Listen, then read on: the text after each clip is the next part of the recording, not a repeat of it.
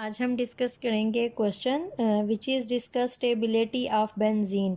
Last time हमने study किया था एटॉमिक ऑर्बिटल ट्रीटमेंट, जिसके अकॉर्डिंग हमने बताया था कि जो बेंजीन केकुले ने कहा था कि बेंजीन इज़ वेरी स्टेबल। उसके स्ट्रक्चर पे जो ऑब्जेक्शन आया था कि बेंजीन इतनी ज़्यादा स्टेबल कैसे है ऑल दो इट इज़ हाईली अनसैचुरेटेड, और एटॉमिक ऑर्बिटल ट्रीटमेंट ने इसका आंसर दिया था कि बेंजीन के जो पाई बॉन्ड्स हैं दे आर हाईली डीलोकेलाइज्ड, जिनकी वजह से बेंजीन बहुत ज़्यादा स्टेबल हो जाती है।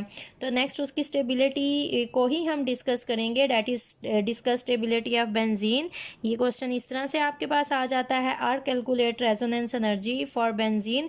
ये शॉर्ट क्वेश्चन भी आता है, रेजोनेंस एनर्जी के बारे में पूछा जाता है कि बेंजीन की रेजोनेंस एनर्जी के बारे में बताएं। एक छोटा सा ग्राफ डायग्राम है जो आपने ड्रा करनी होती है, या फिर ये लॉन्ग क्वेश्चन में पूछा जाता है calculate resonance energy for benzene. अब जब ये बता दिया गया था कि बेंजीन हमारे पास हाईली स्टेबल है और कैसे है कि उसके पाई बॉन्ड डीलोकेलाइज्ड हैं, तो फिर इसके लिए बेंजीन स्टेबल है तो कितनी स्टेबल है ये जब हमने डिस्कस करना था, तो इसके लिए हमने क्या किया, जो हमारे पास बेंजीन मॉलिक्यूल है उसको हमने कंपेयर किया था एक और मॉलिक्यूल से। और वो कौन सा मॉलिक्यूल था, हमने स्टेप बाय स्टेप किया। हमारे पास होता क्या है, जब हम ये मॉलिक्यूल लेते हैं इसी तरह से हम लेते हैं 6 कॉर्नर मॉलिक्यूल, सिर्फ इसमें हमारे पास प्रेजेंट है एक डबल बॉन्ड। एक्चुअली हमने क्या किया था, हमने हाइड्रोजीनेशन का मतलब होता है एडिशन ऑफ हाइड्रोजन।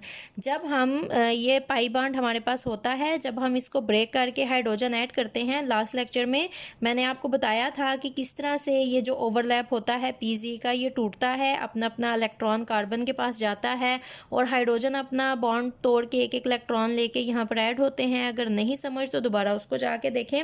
अब हमने क्या किया, हमें पता है कि जब हम पाई बॉन्ड इस तरह से तोड़ते हैं और हाइड्रोजन ऐड करते हैं तो हमारे पास एनर्जी आती है। अब अगर हम इसको बात करें, ये जो हमारे पास है दिस इज साइक्लोहेक्सीन, ये पाई बॉन्ड है, ये अल्कीन है डबल बॉन्ड की वजह से, इसलिए हमने कहा इसको साइक्लोहेक्सीन। और इसके साथ हमने कोई नंबर नहीं लिखा, क्योंकि जहाँ पर हमारे पास जिस कार्बन पे पाई बॉन्ड शुरू हो रहा है उसी को हम 1 कहेंगे, तो इसलिए हमने 1 नहीं लिखा। अब ये देखें, यहाँ पर ये जो 2 कार्बन्स हैं इन्होंने आपस में डबल बॉन्ड बनाया हुआ है, मतलब इसका पीजी, अगर हाइब्रिडाइजेशन आपको आती है, इसके पीजी ने इस तरह से किया हुआ है ओवरलैप। अब हमारे पास क्या होगा, जब हाइड्रोजन का मॉलिक्यूल आएगा जो कि इस तरह से एग्जिस्ट करता है, एक एटम इसका होता है, एक एटम इसका होता है, द वेरी बेसिक थिंग जो आपको साथ बता रही हूँ, एक एक एटम दोनों के होते हैं। जब इनने बॉन्ड बनाना होता है तो ये यहाँ से ये वाला पाई बॉन्ड टूटता है, इस कार्बन का इलेक्ट्रॉन इसको मिलता है, इसका इसको मिलता है। जब यहाँ से ये बॉन्ड टूटेगा तो इसका इलेक्ट्रॉन इसके पास और इसका इलेक्ट्रॉन इसके पास। अब एक हाइड्रोजन इस कार्बन के साथ बॉन्ड बना लेगी, दूसरी हाइड्रोजन इस दूसरी कार्बन के साथ बॉन्ड बना लेगी। तो यहाँ पर अगर मैं ये ओपन करके लिख के दिखाऊँ आपको, ये क्या था, CH2 CH2 CH2 CH2 carbon, ये वाली कार्बन ने बनाया हुआ था डबल बॉन्ड, तो यहाँ पर था CH और यहाँ पर था CH। अब जब यहाँ पर एक हाइड्रोजन का मॉलिक्यूल आया, यहाँ से इस पाई बॉन्ड को तोड़ा, ये तोड़ा, एक हाइड्रोजन इसमें ऐड हो गया, एक हाइड्रोजन इसमें ऐड हो गया, तो ये मेरे पास इस तरह से बन गया CH2, ये सारे के सारे हमारे पास इक्विवेलेंट CH2 हो गए, और इसको हम कहते हैं साइक्लोहेक्सेन, क्योंकि अब यहाँ पर सारे सिंगल बॉन्ड आ गए हैं, तो ये हमारे पास बन गई है अल्केन, ये हमारे पास बन गया है साइक्लोहेक्सेन। जब एक हाइड्रोजन का मॉलिक्यूल इस तरह से ऐड किया जाता है एक डबल बॉन्ड में, तो हमारे पास जो एनर्जी यहाँ पर होती है liberate, that is -119.5 kilo joule पर मोल। अब जाहिर बात है, अगर हम एक पाई बॉन्ड तोड़ के एक हाइड्रोजन का मॉलिक्यूल ऐड करते हैं तो जो हमारे पास एनर्जी आती है डैट इज़ -119.5 किलो जूल पर मोल।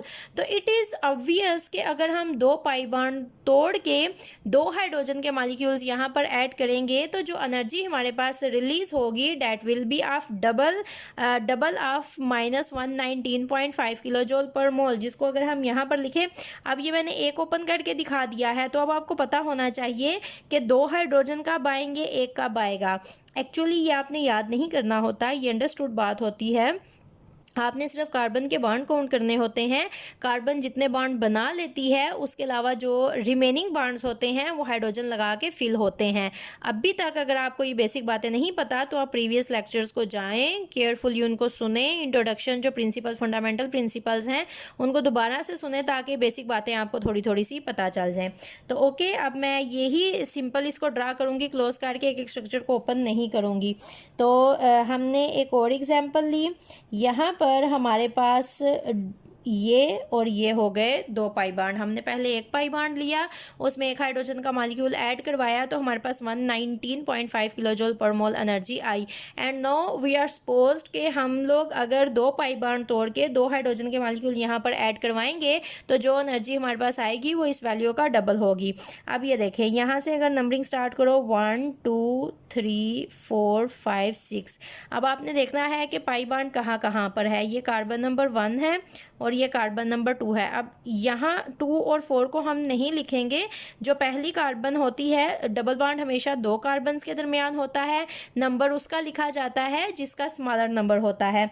It is 1 comma cyclohexene.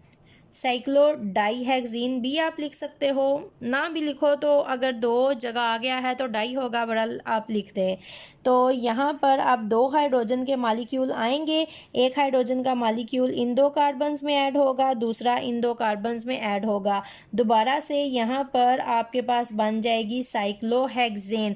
और हम कहते हैं कि अब जो हमारे पास एनर्जी है जो रिलीज़ होनी चाहिए वो हमारे पास है ये, और अगर हम इसको डबल करते हैं तो ये बनती है -239 किलो जूल पर मोल। लेकिन एक्सपेरिमेंट्स जो हमारे पास आए, उन्होंने जो हमने किए एक्सपेरिमेंट्स, उन्होंने हमें बताया कि एक्चुअली जो एनर्जी यहाँ पर रिलीज़ हुई है इट इज़ -231.5 किलो जूल पर मोल। मतलब जो हम वैल्यू एक्सपेक्ट कर रहे थे उस वैल्यू से कम एनर्जी हमारे पास रिलीज़ हुई है। मतलब कि बॉन्ड तोड़ने के लिए हमें ज़्यादा एनर्जी देनी पड़ी है। अब आपको पता होना चाहिए कि एनर्जी आपके पास किस तरह से रिलीज़ होती है। पहले बॉन्ड टूटते हैं, उसके लिए एनर्जी अब्जॉर्ब होती है, फिर जब नए बॉन्ड बनते हैं तो उसके लिए एनर्जी रिलीज़ होती है, फिर उन दोनों एनर्जीज़ का सम होता है, और एज अ होल अगर बॉन्ड बनने की एनर्जी ज़्यादा है तो वो रिएक्शन आपके पास इस तरह से एक्सोथर्मिक आते हैं जिनमें एनर्जी रिलीज़ होती है। अगर बॉन्ड टूटने की एनर्जी ज़्यादा हो तो फिर एनर्जी अब्जॉर्ब होती है, जिनको हम एंडोथर्मी कहते हैं। ये एक अलग टॉपिक है जो आपने पहले भी इससे फर्स्ट ईयर में बहुत डिटेल में पढ़ा हुआ है। तो यहाँ पर हम जितनी उम्मीद कर रहे थे कि एनर्जी हमारे पास आएगी लेकिन उतनी एनर्जी नहीं आई, जिसका रिज़ल्ट जो आता है मैं आपको बताऊँ वो ये है कि ये और ये हाइड्रोजन के बॉन्ड तोड़ने के लिए बहुत ज़्यादा एनर्जी यूज़ हो गई है। इसलिए जितनी एनर्जी हम उम्मीद कर रहे थे कि हमारे पास आएगी उतनी एनर्जी नहीं आई। मतलब ये ज़्यादा स्टेबल हो गया है, स्ट्रांग हो गया है।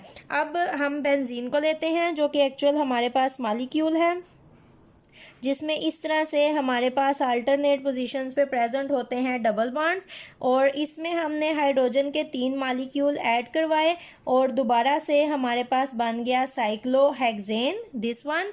और हमने उम्मीद की कि अब जो हमारे पास एनर्जी है वो 3 गुना हमारे पास आनी चाहिए थी जो कि हमारे पास स्टार्ट में एनर्जी थी। तो अगर हम 3 गुना की बात करते हैं तो वो हमारे पास बनती है -358.5 किलो जूल पर मोल। इतनी एनर्जी हमारे पास रिलीज़ होनी चाहिए थी जब 3 पाई बॉन्ड टूटने थे और 3 हाइड्रोजन के मॉलिक्यूल्स ने यहाँ पर ऐड होना था। This is H2।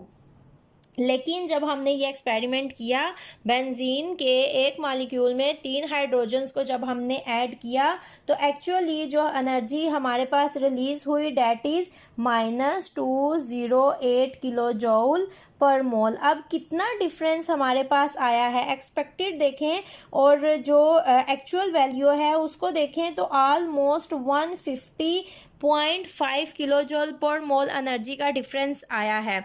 अब ये जो एनर्जी का डिफरेंस आया है ये हमें क्या बताता है? अब बात अगर हम बहुत बेसिक करें तो होना क्या है, देखें पहले इस पाई बॉन्ड ने, इस पाई बॉन्ड ने और इस पाई बॉन्ड ने टूटना, फिर ये जो यहाँ पर 3 हाइड्रोजन है इस तरह से 1 2 और 3, इस बॉन्ड ने टूटना है, इस बॉन्ड ने टूटना है, टोटल ये 6 बॉन्ड टूटने थे। जब ये 6 बॉन्ड टूट जाने थे फिर एक एक देखें, इसको कहती हूँ 1 2 3 4 5 एंड 6, 1 2 3 4 5 एंड 6। अब यहाँ पर एक एक हाइड्रोजन ने आके हो जाना था अटैच, क्लियर? 6 हाइड्रोजन 6 कार्बन्स के साथ इन्होंने आके अटैच होना था। जब भी बॉन्ड टूटता है एनर्जी अब्जॉर्ब होती है, जब भी बॉन्ड बनता है एनर्जी रिलीज होती है। तो पहले जब ये हमारे पास टोटल 6 बॉन्ड टूटे, जो एनर्जी थी हमारे पास वो अब्जॉर्ब हुई। उसके बाद ये 6 नए बॉन्ड बने यहाँ पर और एनर्जी हमारे पास रिलीज हुई। अब एनर्जी जितनी रिलीज होती है और जितनी अब्जॉर्ब हुई होती है उनको माइनस किया जाता है आपस में, और जो सम एनर्जी हमारे पास रिलीज हुई जो हम कह रहे थे होनी चाहिए थी वो 358 है, लेकिन जो एनर्जी रिलीज हुई डेट इज 208। इसका मतलब है ये जो पहले हमने यहाँ पर पाई बॉन्ड तोड़े हैं ये इतने ज़्यादा स्ट्रॉन्ग थे कि इनको तोड़ने के लिए हमें बहुत ही ज़्यादा एनर्जी देनी पड़ी है, इसलिए जो एनर्जी हमारे पास आई है वापस वो बहुत ही ज़्यादा कम है। इतनी सिंपल सी ये बात है। अगर आपको फॉर एग्ज़ाम्पल आपने शॉपिंग करने जाना है और आपने कोई ड्रेस परचेज़ करना है और मैं ये सोच रही हूँ कि जो आप ड्रेस लेने जा रहे हो वो एवरेज क्वालिटी का है तो उसका रेट भी एवरेज होगा। तो फॉर एग्ज़ाम्पल अगर आप एक ड्रेस परचेज़ करने जा रहे हो, एक शर्ट आपने लेनी है तो मैंने आपको 5000 दिया कि ये आप 5000 ले लो और शर्ट को परचेज़ करो, जो पैसे बाकी बचेंगे वो आप ला के मुझे दे देना। अब मैं ये उम्मीद कर रही हूँ कि that shirt is of medium quality तो उसकी जो प्राइस होगी वो भी मीडियम ही होगी, लेकिन जब आप शर्ट लेके आते हो और जो रिटर्न मुझे मनी देते हो that is very small. Almost मैं उम्मीद कर रही थी कि वो शर्ट ऑलमोस्ट 3000 में आ जाएगी और रिमेनिंग मुझे 2000 मिल जाएगा, लेकिन जब आपने मुझे आके वापस पैसे दिए तो डैट वाज 1000 रुपीज़।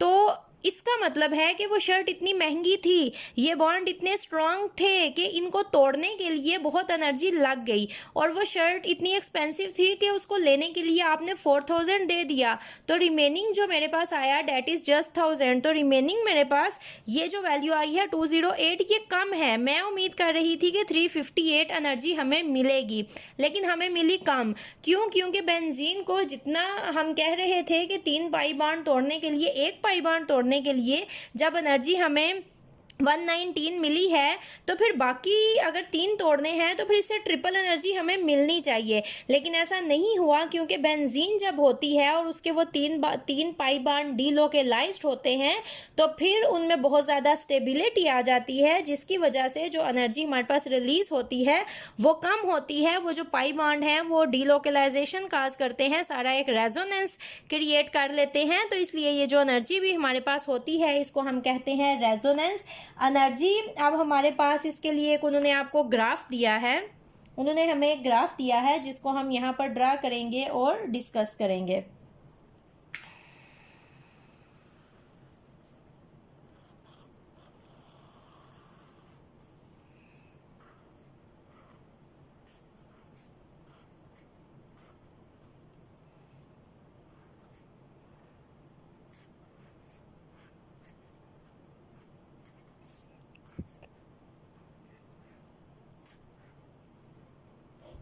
ये हमारे पास इस तरह से एक ग्राफ है जहाँ पर ये इन्होंने आपको एनर्जी दिखाई है,